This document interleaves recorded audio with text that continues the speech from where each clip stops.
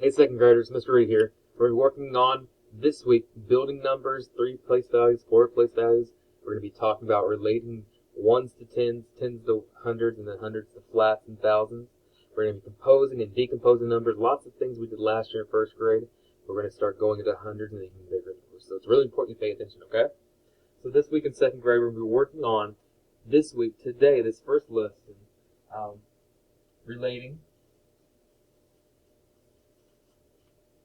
ones, tens, and then hundreds.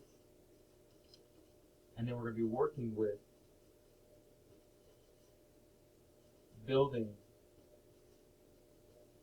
those hundreds. So last year in first grade, you would remember that we did a lot of work with the place value table and chart. It kind of looks just like this.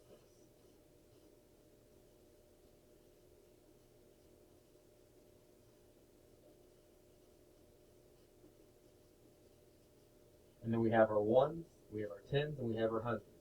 And within each of those place values, we put a numeral that stands for the number, right? And then we relate it down that way. Also, I want you to be thinking last year how you learned in first grade that $1 bills. Well, $1 bills have how many pennies?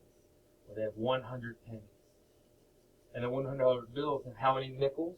Let's count. So 5, 10, 15, 20, 25, 30, 35, 40, 45, 50, 55, 60, 65, 70, 75, 80, 85, 90, 95, 100.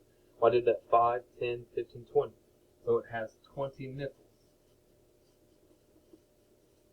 $1 bill is the same as 100 pennies, and it's the same as 20 nickels. This is relating those values to each other. The same thing we're going to be doing today with ones, tens, and hundreds, okay? So be thinking about how you can relate things back and forth and build it different ways, because you don't have to have just $1 bill to have $1. You can have a variation of those right there. And even if we've got some quarters thrown in the mix, you get a lot more. So be thinking about those place values, the place value chart, building and creating those hundreds as a sum of tens or ones or so on, okay? All right, let's go.